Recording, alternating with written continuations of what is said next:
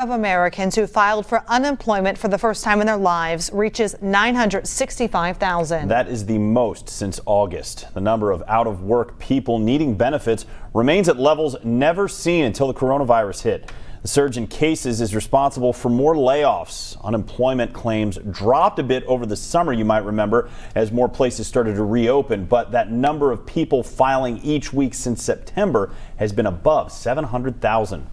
Many of those who've lost their jobs are women. As Christian Hauser shows us, the difference in the number of job losses between men and women will shock you. The December jobs report shows women made up 100% of the job losses, 156,000 of them. Men, on the other hand, actually gained 16,000 jobs. This confirms something discovered pretty early on in the pandemic. Women, especially women of color, are being hit disproportionately hard in the workplace due to COVID-19. Attorney Kelly Myers says the pandemic has wiped out decades of slow progress women have made in the workforce.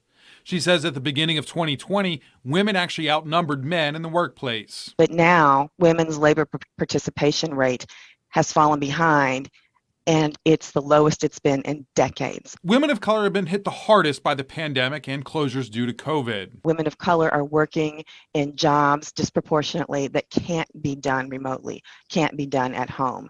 Retail jobs, hospitality jobs. April Graves is one of those women who had to leave the workforce. I talked with her over the phone. I'm a single parent. All my kids are in virtual learning. Graves had been working as a restaurant manager. Now she's trying to find something she can do without leaving the house. I've been applying for a lot of remote jobs working from home for customer service.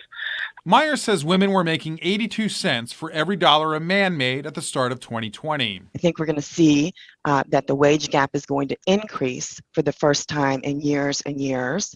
And it's going to have an impact on women's ability to save for retirement, make large purchases such as home to build wealth. In Cincinnati, Christian Hauser, Local 12 News. We likely won't know how the long-term effects of women in the workplace for many years.